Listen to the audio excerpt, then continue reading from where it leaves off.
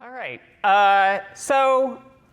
This talk, just to set the ground level, is going to be mostly about people very early in their career and within your organization. Mentoring is something you can do to people who are later in their career or not in your organization too, but it's a different dynamic. So I just wanted to set that baseline before we get started here. So why talk about mentorship, and why do I want to talk about mentorship? So on a personal level, I attribute most of my success in my career to having good mentors. When I first started my first job, I did not have much more experience than running my own Linux box in college. But I was really lucky in that the people I worked with were both very skilled and very generous with their time. I started working at a university was my first job, so the pace of things was a little slower, and there was a lot of time for them to talk about the work we were doing and how they thought about problems. And that was really helpful to me. But on an industry level, there's a couple other reasons why this is really important. Just traditionally, infrastructure and SRE skills have been self-taught or learned through a pseudo-apprenticeship model.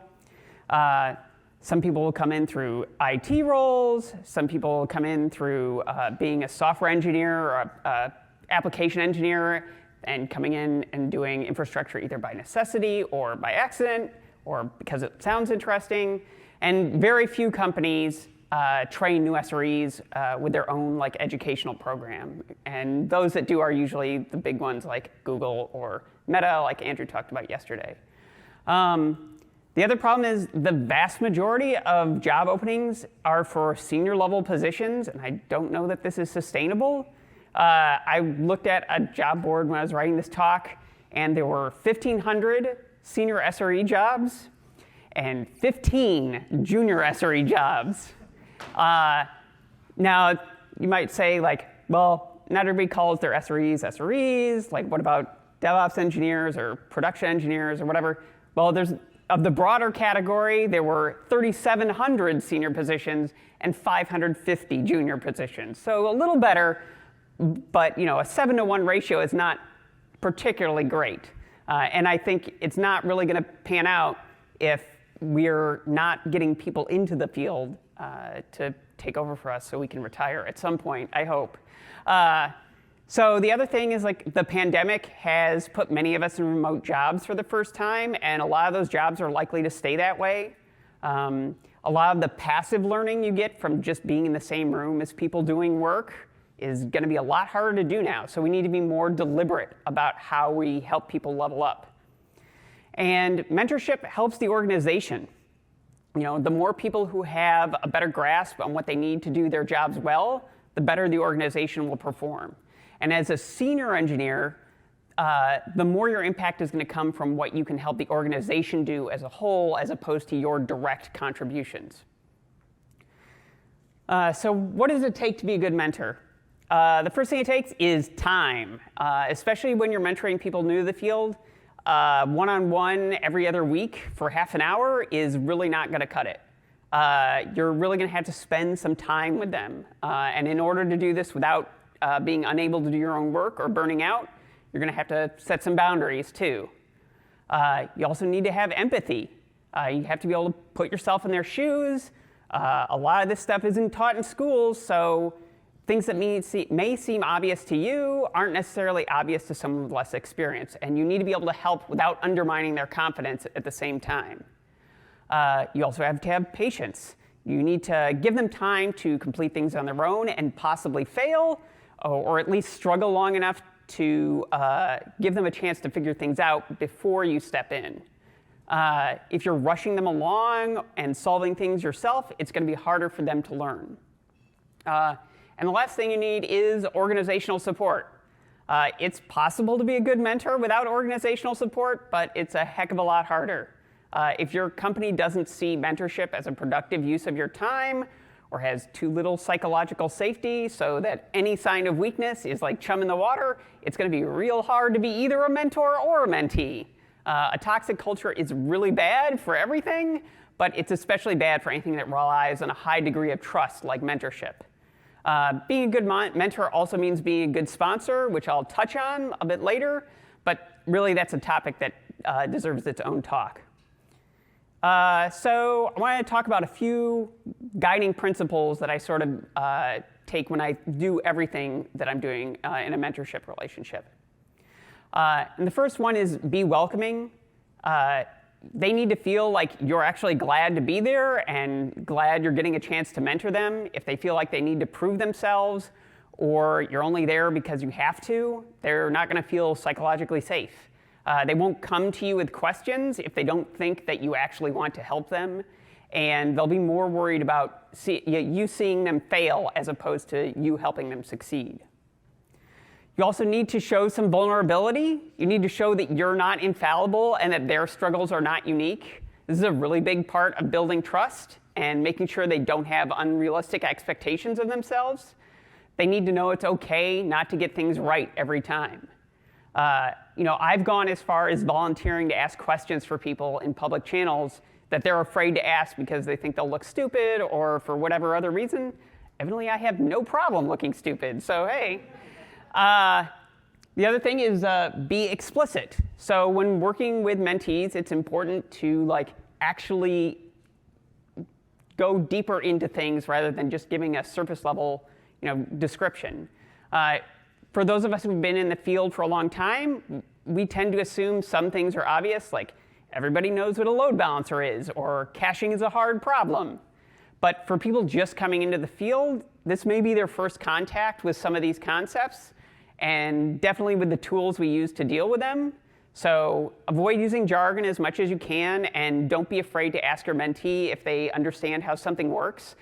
The way I tend to approach this is asking them how they think it works, and then kind of work from there. When you make decisions, you need to show the underlying context and explain why you made that decision. This is where things like architectural decision records can be very handy. And if something is a common pattern, don't just say it's a best practice, explain why it's a common pattern.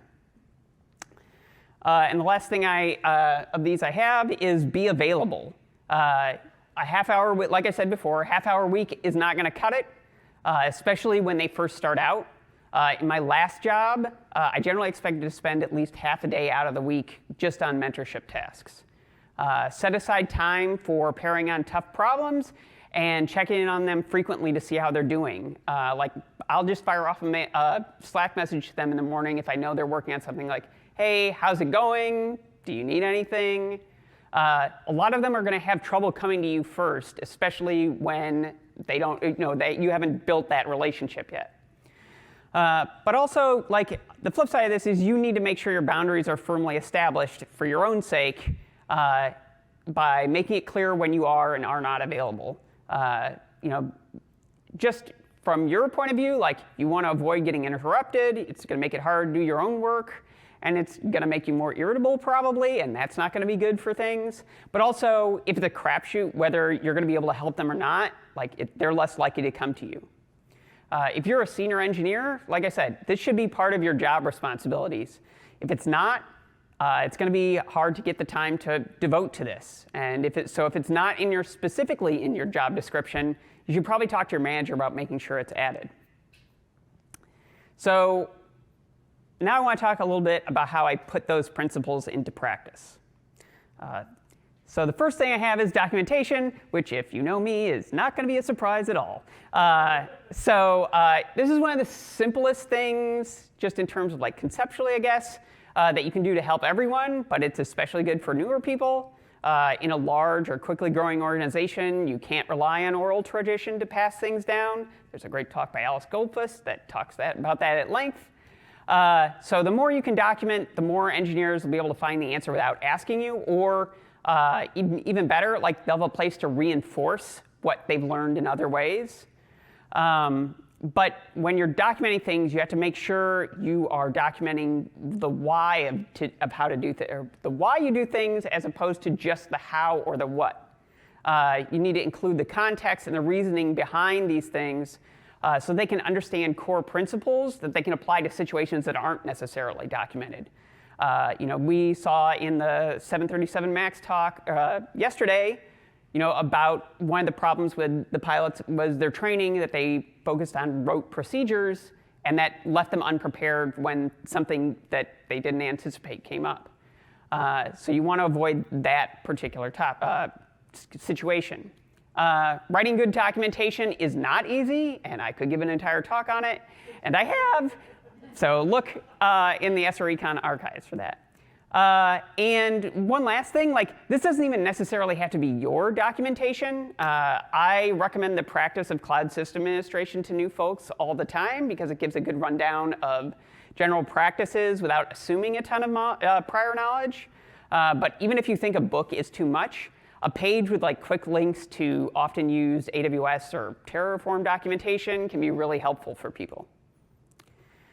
Another technique I've used is office hours. I just set aside an hour or two a week when I will be sitting around on a Zoom call, and my mentees or anyone else who has questions can just stop by and either pester me with questions, well, not pester, poke me with questions, or if they're really stuck on something, we can work through some problem together. One of the reasons I do this is because newer engineers can be reluctant to ask questions if they think they're taking you away from something important. And they often make the assumption that everything you're doing, because you're a senior engineer, is more important than what they're doing, which is not necessarily the case. So setting this time aside gives them a space where you're explicitly saying, I won't be doing anything, or I won't be doing anything else that can't be interrupted. So they can feel safe coming and asking their questions then. But it's really important to schedule these regularly and stick to them so that there's something people can count on. That'll help protect your time from interruptions outside this space, if you need heads down time. So it's probably not going to be a surprise that pairing is really useful for mentors and mentees. When you're doing that, generally what I do is I let them take the lead and I sort of act as the navigator, and it helps them develop the muscle memory on how to do things. But one variant on this that you may not have tried is what I call riding shotgun. This is a technique I tend to use when I have a mentee that has something they aren't sure they can do on their own, or they're worried about the consequences of making a mistake, but I'm pretty sure they're much better off than they think. So instead of a full pairing session, I just offer to sit on a Zoom call with them while they work on whatever they're working on, and I work on my thing. And if they do have a problem, I'm right there to ask questions or step in if they're worried that there's going to be an incident. In most cases, they end up doing just fine and don't even need my help, but just having someone there, just in case, gives them a big boost to their confidence. This tends to work much better with engineers who have a little more experience under their belt, but are maybe trying something new. They don't necessarily need the hands-on coaching they might need if they were less experienced, but they still want the backstop of someone else just in case. And if you're unfortunate enough to follow me on Twitter, you may have seen me talking about this one before. One of the best methods for passing along knowledge and showing vulnerability that I've really leaned into since I started working remotely is talking to myself on Slack. So when I have a problem, I'll give a generic description of the problem in an appropriate channel. At my last job, this was usually our InfoSec channel, which is basically all the infrastructure and security engineers. And then I'd make a thread and just start talking about the problem to myself in the thread. This is really helpful for me. It's just rubber ducking the problem, basically. But for other engineers, it's a great way to see problems they may not have run into, or how I think about these problems, and then they can ask questions or weigh in themselves. For new engineers, this shows that I don't know everything and illuminates the context around what I'm doing. For senior engineers, it can prompt discussion, and that in and of itself is really useful for newer engineers to see. By using the Slack threading functionality, it keeps me from filling the channel with a bunch of conversation and making everything else scroll off the page. But doing it in a channel that's public, as opposed to sequestered off in a channel that's specifically for Chast talks to herself, gives them a chance to passively see, oh, here's a thread and there's 100 replies to it. I'm kind of curious what that was, so they can look at that and kind of explore that way. And the last thing I want to talk about is going beyond just the technical skills and the mindset they need, but as a mentor, you should also be thinking about your mentee's career progression. Hopefully your organization has a leveling rubric of some sort that sets out what is expected of each level of engineer. Having one of these can be a key part of your mentee's progress. So I liken this to orienteering, where you have a map and a compass, but both are useless if you don't know where you're starting out from. You should have a talk with your mentee about where they feel they are in the rubric and where you think they are, and then talk about what you can do to help them move up to the next level. Optimally, you don't want them to just fill out a checklist though. You want to figure out where they want to end up, both in terms of their career and what they're interested in, and then try to get those two things to align. We talk a lot about folks in our field needing a T-shaped engineering experience, where the shallow amount of knowledge about a lot of different things, and then a couple things they really go deep on. So you want to help your mentee figure out where they really want to dig deep. If you just ask them, especially very early in their career, they won't even know all their options, let alone what really sounds interesting to them. So you can help this by paying attention to what they seem to be the most curious about, what sorts of projects they really enjoy, and then you can tell them where to find resources where they can learn more, or try to get them on projects where they can really explore those interests to their fullest. I end up recommending a lot of books, talks, articles, conferences to mentees that focus on something they're especially interested in, or even just suggest, hey, here's somebody I know who's really good at this, have a chat with them. Once they're on the way, your job doesn't end there. You need to help them see the landmarks around their progress. Sometimes when you just look at a rubric, it can be hard to see how the things you're doing kind of fit into any of those expectations. You can help them by pointing out places where you see progress and helping them document it. They can make a brag document, and you can help them with that. Or you can send their manager mail saying hey, the last project really demonstrated their ability to work independently and break down larger tasks, or whatever the specific verbiage is in your rubric. Ultimately, this may also mean suggesting that they look outside the organization too. If what they're really interested in isn't something your company does, and that doesn't seem likely to change anytime soon, you can help them find somewhere that will help with those interests. It'd be great if they could stay, but you should really do what's best for your mentee as a mentor. So I also want to talk about a few issues I've run into with mentoring new people.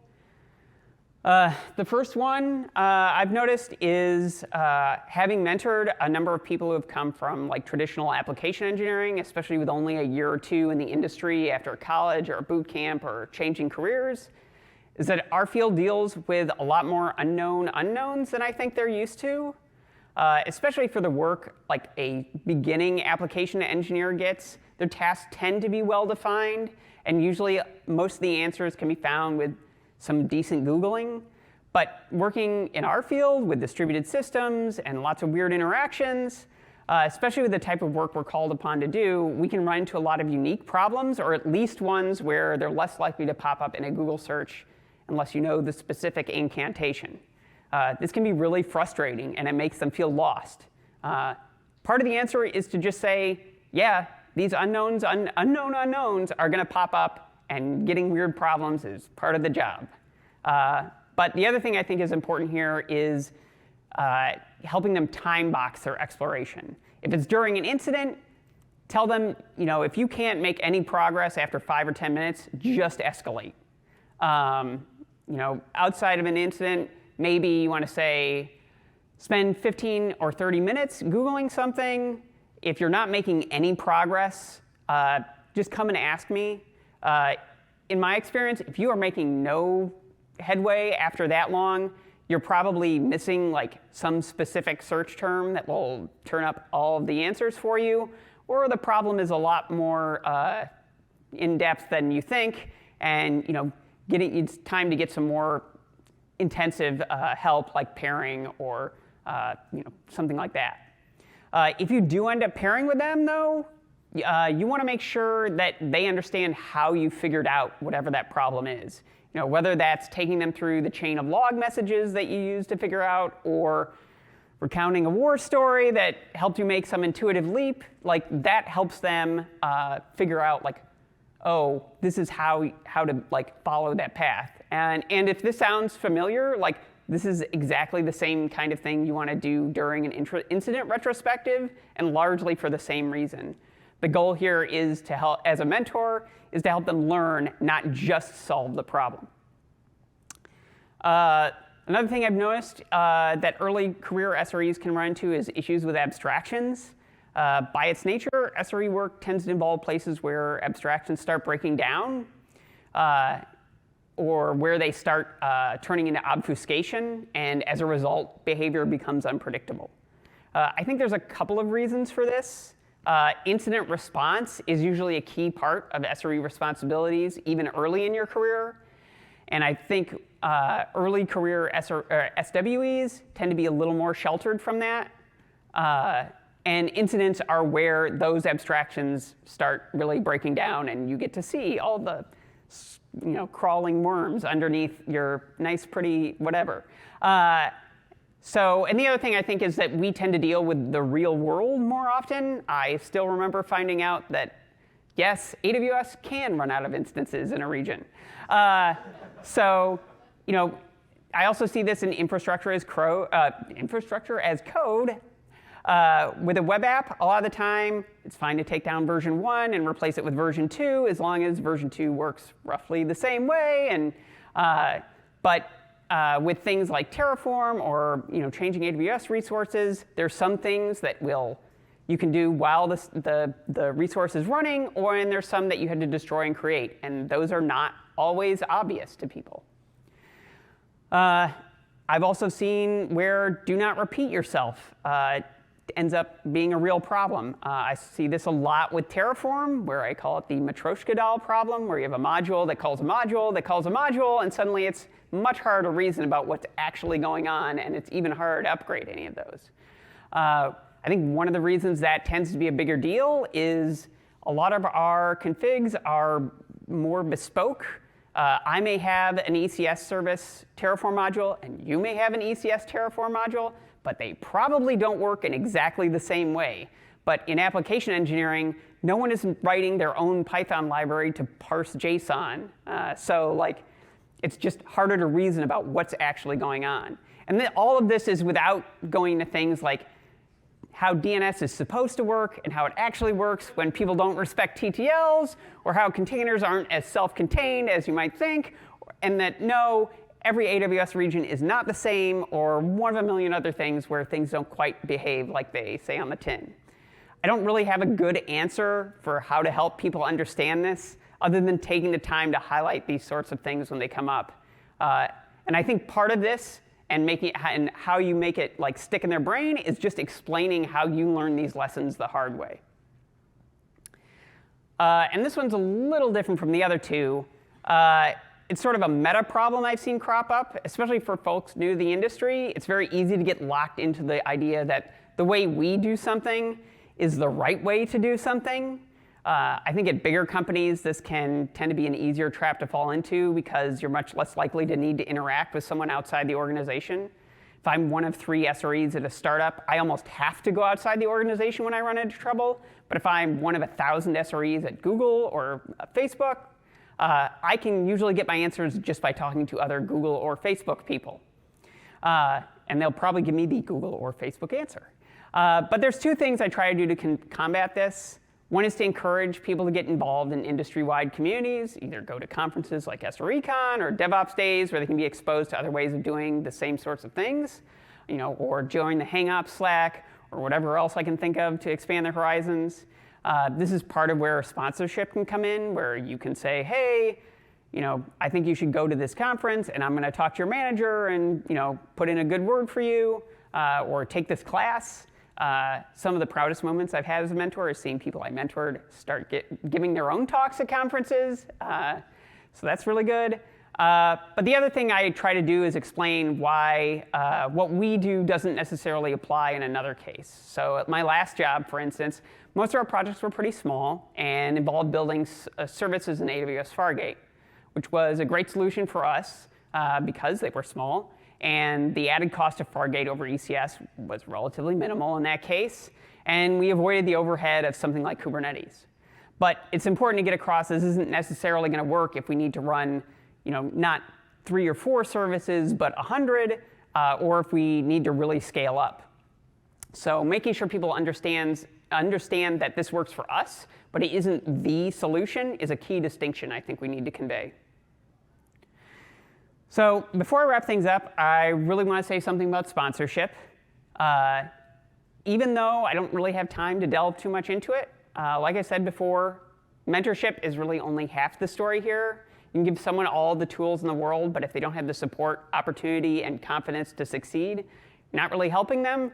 You're giving them a recipe for frustration and burnout. So you really need to be a fan of your mentee. Tell their manager what they've done in writing, like I talked about. If someone asks a general question about something your mentee has been working with, suggest they talk to your mentee and give your mentee an opportunity to show their expertise to someone else. And recommend them for projects that you think would be good for them or that they seem interested in. But also, you still have to be there for them when they get stuck. And make sure they know that, that you think they can still succeed here.